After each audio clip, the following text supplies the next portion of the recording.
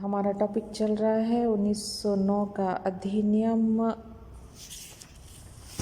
Parliament सुधार,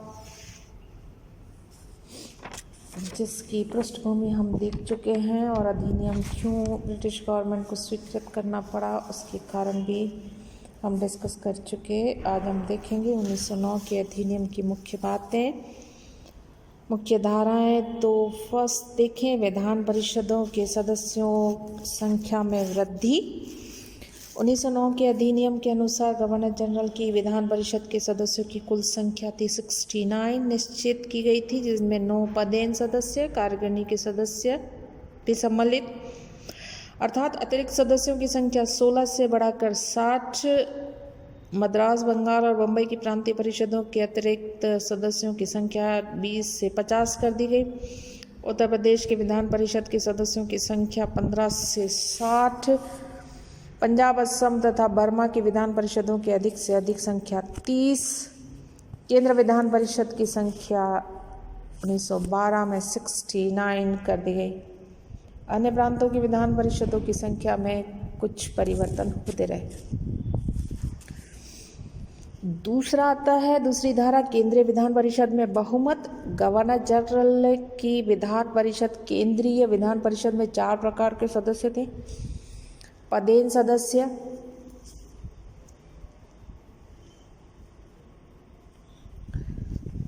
नामजद सरकारी अधिकारी, नामजद गैर सरकारी सदस्य। चुने हुए सदस्य, इनकी संख्या क्रमशः 9। पदेन सदस्य 28, नामजद सरकारी अधिकारी 5, नामजद गैर सरकारी सदस्य और 27 चुने हुए सदस्य। 27 निर्वाचित सदस्यों में से 5 मुसलमान द्वारा, 6 हिंदू जमींदारों द्वारा और एक मुस्लिम जमींदारों बंगाल चैम्बर ऑफ कॉमर्स तथा बम्बई चैम्बर ऑफ कॉमर्स द्वारा चुने जाते थे। शेष 13 सदस्य प्रांतीय विधान परिषदों द्वारा चुने जाते थे। अतिरिक्त सदस्यों का कार्यकाल 3 वर्ष का रखा गया। इस प्रकार केंद्रीय विधान परिषद में सरकारी बहुमत रखा गया ताकि कानून बनाने में किसी प्रकार की कठिनाई न हो। तीसरी धारा देखें तो प्रांतीय विधान परिषदों में गैर सरकारी बहुमत। सुधार की दिशा में जो महत्वपूर्ण कदम बढ़ाया गया वह प्रांतों में गैर सरकारी बहुमत करना था, परंतु इसका अर्थ यह नहीं कि वहां निर्वाचित सदस्यों का बहुमत कर दिया गया।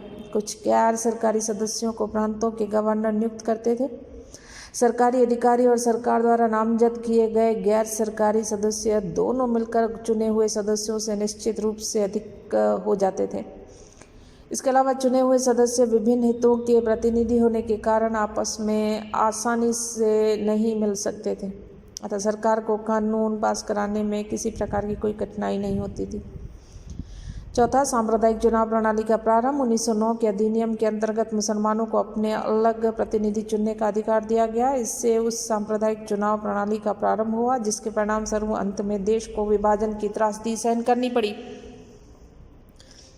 इसके अलावा विश्वविद्यालयों, वाणिज्य संघ, जमींदारों, नगरपालिकाओं, जिला बोर्डों इत्यादि को भी कुछ सदस्य चुनने का अधिकार दिया गया। विधान परिषदों के सदस्यों के अधिकारों में वृद्धि, ये नेक्स्ट धारा है। इस अधिनियम के अंतर्गत विधान परिषदों के सदस्यों के अधिकारों में मामूली वृद्धि की गई।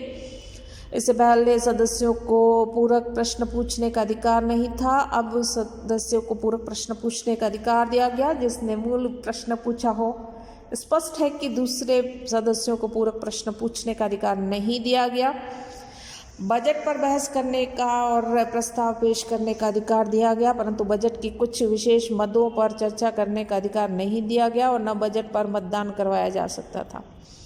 विधान परिषद का अध्यक्ष सार्वजनिक हित का बहाना लेकर किसी भी प्रस्ताव को रखने को अस्वीकृति दे सकता था। प्रस्ताव प्रस्तुत करने के संबंध में कहा गया कि वे स्पष्ट तथा निश्चित होने चाहिए, उनमें दलील, अनुमान तथा आक्षेप की चर्चा नहीं होनी चाहिए।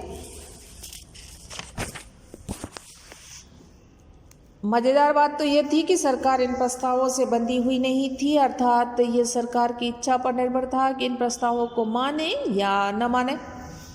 इन सब रुकावटों का यह परिणाम निकला कि सदस्यों के पास सरकार के निर्णयों को प्रभावित करने की कोई वास्तविक शक्ति नहीं रही। 6, सीमित तथा भेदभाव पर आधारित मताधिकार। 1909 के अधिनियम के अंतर्गत जो मताधिकार दिया गया था वह अत्यंत सीमित एवं भेदभाव पर आधारित था। उदाहरण केंद्रीय विधान परिषद के लिए जमींदारों के चुनाव क्षेत्रों में केवल उन जमींदारों को मत देने का अधिकार जिनकी बहुत अधिक आमदनी थी। मद्रास में यह अधिकार उनको दिया गया जिनकी आमदनी 15,000 रुपये वार्षिक थी अथवा जो 10,000 रुपये सालाना भूमि कर चुकाते थे।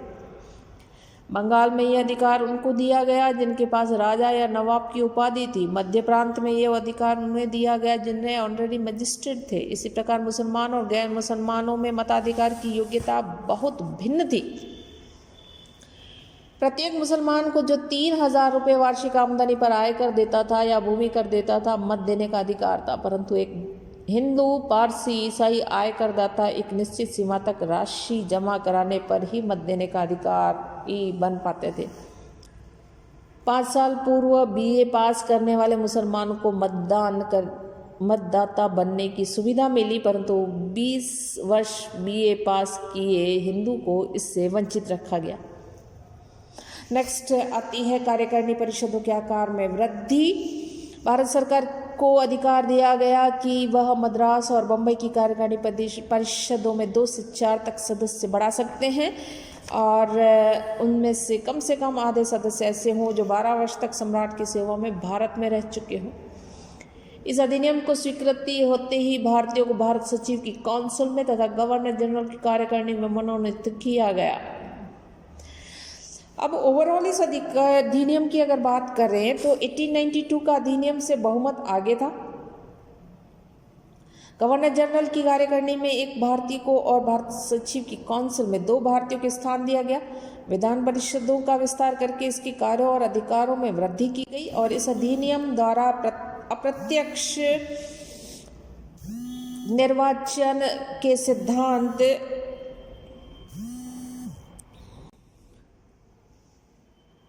को स्वीकार किया गया। विधान परिषद के सदस्यों को सार्वजनिक हित के मामलों की तरफ सरकार का ध्यान आकर्षित करने का अधिकार दिया गया। भारतीयों को सरकार की आलोचना करने तथा सुझाव देने का अधिकार प्राप्त हुआ, किंतु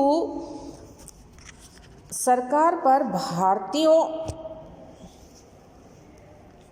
का कोई नियंत्रण नहीं था। रेम्स मैकडॉल ने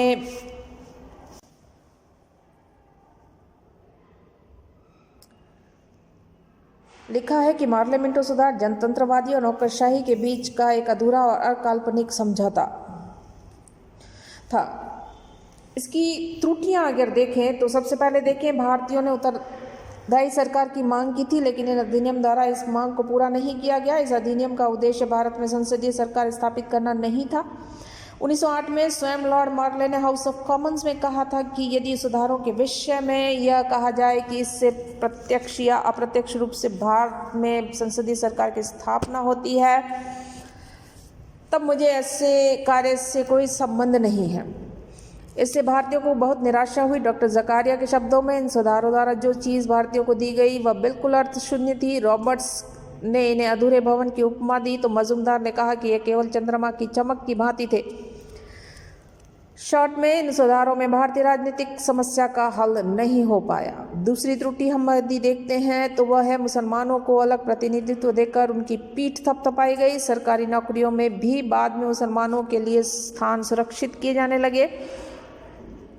मुसलमान मतदाता केवल मुस्लिम उम्मीदवार को ही मत दे सकते थे। इस प्रकार मुसलमानों एवं हिंदुओं को पृथक करने का प्रयास शुरू हुआ।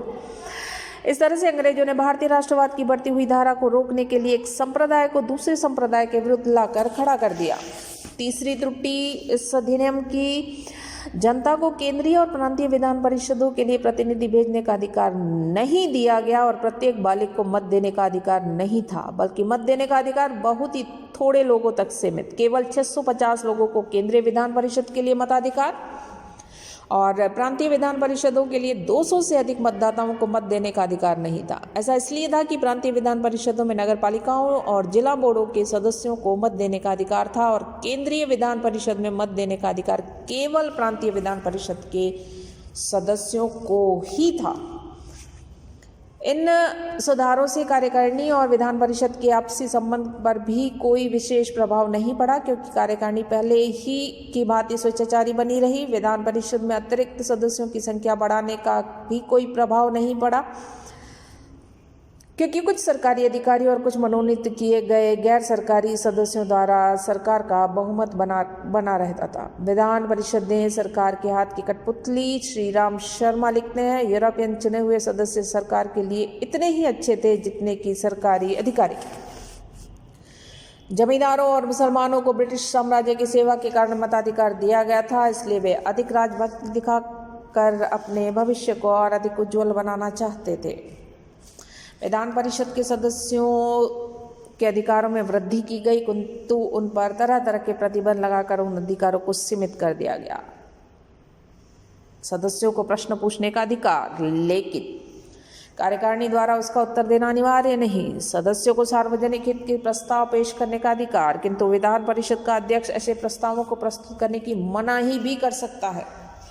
इस पर श्रीराम शर्मा लिखते हैं कि विधान परिषदों के वाद विवादों में बिल्कुल रस नहीं था। परिषदों को कार्यवाहियों में वास्तविकता नहीं थी। सरकार भारतीय सदस्यों को बिल्कुल अंत में बोलने की आज्ञा देती थी और उनके विचारों को तनिक भी परवाह नहीं करती थी, इसलिए भारतीयों के बहुत दुख होता था। अन्य त्रुटि के अंतर्गत देखें तो नेक्स्ट आती है, इस अधिनियम को लागू करने के लिए जो विनियम रेगुलेशन बनाए गए थे उनमें उग्रवादी राष्ट्रीय नेताओं को चुनाव लड़ने के लिए अयोग्य घोषित कर दिया गया। इस अधिनियम पर अधिक प्रतिक्रिया व्यक्त करते हुए अमृत बाजार पत्रिका ने 17 नवंबर 1909 के अपने अंक में लिखा, शून्य के साथ यदि कोई शून्य जोड़ भी दिया जाए तब भी वह शून्य शून्य ही रहता है।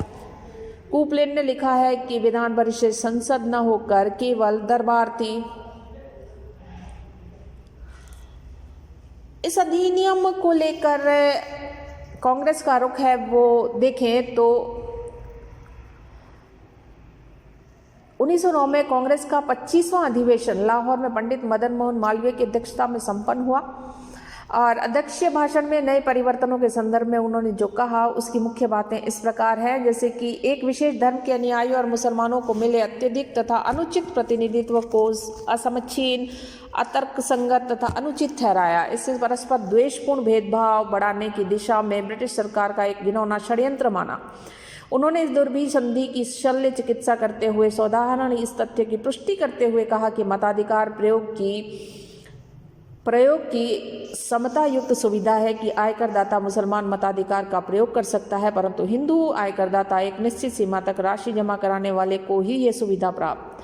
5 वर्ष पूर्व बीए पास करने वाले मुसलमान को मतदान दाता बनाने की सुविधा, परंतु 30 वर्ष पूर्व बीए पास किए हुए हिंदू को इससे वंचित किया गया। 7 प्रांत के जागीरदारों, 5 बड़े प्रांतों के मुसलमानों और 2 प्रांतों की व्यापारिक संस्थाओं को अपने प्रतिनिधि भेजने का विशेष अधिकार मिला। यह भी सांप्रदायिकता को बढ़ाने की दिशा में एक विषक्त षड्यंत्र।